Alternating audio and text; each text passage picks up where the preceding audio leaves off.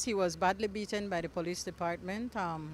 What they did, they made sure that they didn't beat his face, but they put a shirt on his head and slapped him about. They handcuffed him, brutally handcuffed him. And while he was handcuffed, they stamped him up in his belly, beat up his foot, and so he was spitting blood.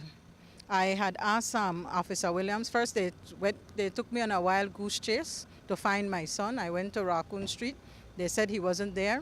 Then I went to Queen Street. They said he wasn't there. Then Officer Vidal told Officer Sergeant William to call me and tell me where he is.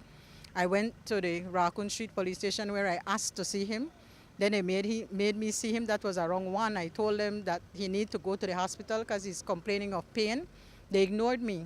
So I spoke back to Sergeant Williams, and Sergeant Williams told me to go to the professional standard branch. And I went there and I made a complaint to Officer Sergeant Marin. And Sergeant Marin told me that he will then instruct them to take him to the hospital. When I came downstairs back, first before that, they told me that the charge would be obstruction. When Sergeant Marin came down, Sergeant Marin informed the officer, because I took a picture of the officer, and I showed him the officer that my son told me that beat him. And so I showed him the picture, and he went to the officer. Marin went to the officer and told him that he is being investigated because he is alleged of beating Bernard Cayetano Unlimited.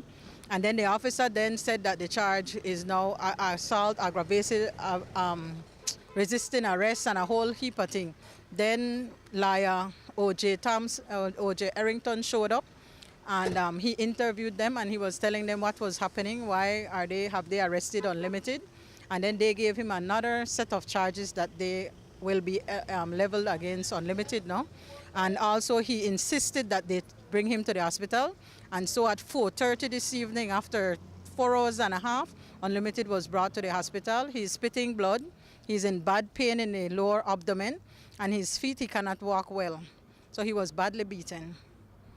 What are these charges in relation to? Do you know?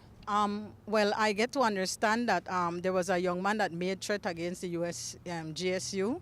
Unlimited posted a comment on the media, which had nothing to do with the killing or the wanting to kill GSU. He only put about a Kenroy Flowers, that they want to kill him and that the public need to step into it.